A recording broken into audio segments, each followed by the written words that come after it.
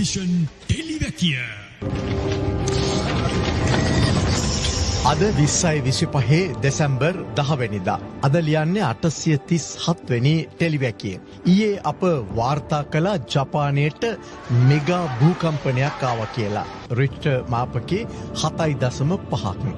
දැන් මේ ජපාන් භූකම්පනයත් එක්කම මේ ගෙවුණු පැය 24 තුල ලෝකයේ විවිධ කලාපවලින් තවත් භූකම්පන 182ක් විතර වාර්තා වෙලා තියෙනවා. මේ භූකම්පනය ආවට පස්සේ තමයි දන්නේ ආවා කියලා. භූකම්පනය ආවට පස්සේ තමයි දන්නේ ආවා කියලා. භූකම්පනයක් කියලා කියන්නේ අතිශය ස්වාභාවික ආපදාවක්. සාමාන්‍යයෙන් ජපානයේ තුල අවුරුද්දකට ඔය විවිධ මට්ටමේ භූකම්පන 1500ක් විතර සිද්ධ වෙනවා. භූකම්පනවල විශේෂත්වය තමයි කොයි වෙලේ සිද්ධ වෙයිද කියලා දන්නේ නැතිකම.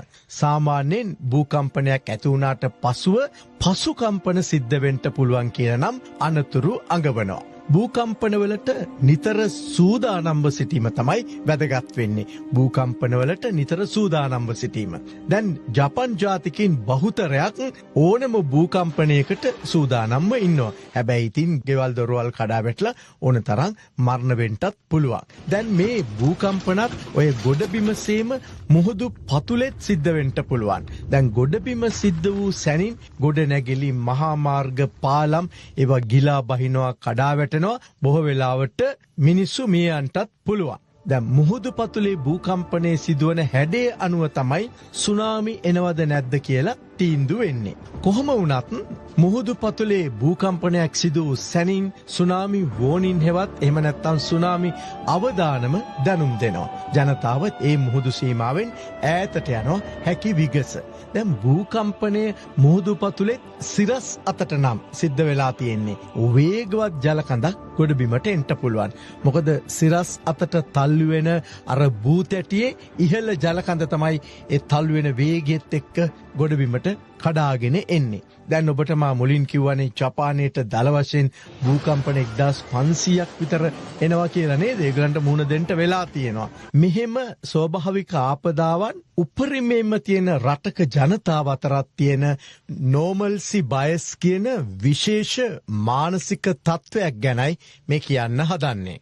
ජපන් මනෝවෛද්‍යවරුන් මෙම තත්ත්වය හඳුන්වන්නේ normalcy bias හෙවත් විපතකදී මට මුකුත් වෙන්නේ නෑ කියලා මම හොඳින් ඉඳීවි කියන මතය විශ්වාසය. ඒකට කියන්නේ normalcy bias. එක්කෝ ඔය අතීතයේදී ව්‍යසනවලට අහු වුණාට එයාට අනතුරක් වෙලා නැති නිසා මේ පාරත් මට අනතුරක් හානියක් වෙන්නේ නෑ කියලා හිතන ජපන් ජාතිකින් හරියට ඉන්නවලු. හොඳේ මේ නිසා මට අනතුරක් වෙන්නේ නෑ එහෙම කියලා පහුගිය වතාවෙත් මට මුකුත් වුණේ නෑනි කියලා සිතීම එහෙම සරලව කිව්වොත් මම මැරෙන එකක් නෑ කියලා සිතීමට තමයි මේ normalcy bias කියන මානසික තත්ත්වය කියලා මනෝවෛද්‍යවරුන් හඳුන්වන්නේ. දැන් මේක අපේ රටේ ඔය මේ හැරමිටියෙන් යන්නේ තුරා සංසාරේ අපි බලේ ඉමු අපි මැරෙන්නේ නෑ කියලා හිතාගෙන ඉන්න සමහර දේශපාලනඥයින්ගේ මානසික තත්ත්වය එහෙම නෙමෙයි. හොඳේ ඒ රෝගේ ඉතින් ඇවිල්ලා normal cheating mind එකක් නේද? ඒක නෙමෙයි.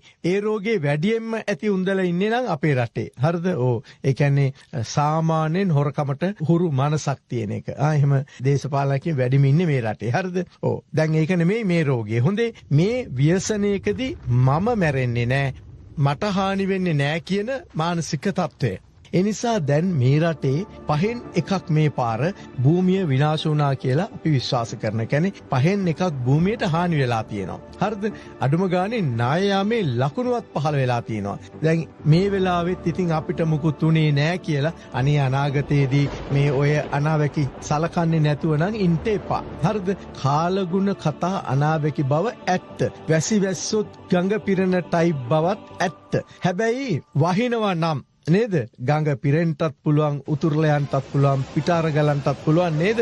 එතකොට වාන් දාන්නටත් වෙනවනේ නේද? ඒ නිසා මේ අනතුරු අව탁සීරු කරන්නට එපා. හොඳේ මීට පස්සේ වැහි වහිනකොටම දැන් ඉතින් කඳු නායන්ට පුළුවන් කියලත් මතක තියාගන්න. ආයෙත් කඳු යට නාය ගිය තැන්වල පදිංචියෙන් වලකිමු. හරිද? හරියට වහින වැස්සේ මිලිමීටර් ගානක් දැනගමු. 100 200 300 පැන්නොත් ආයෙ ඉතින් ආපදාවක් කියලා මතක තියාගමු කියලා අද ටෙලිවැකිය අවසන් කරනවා. හොඳේ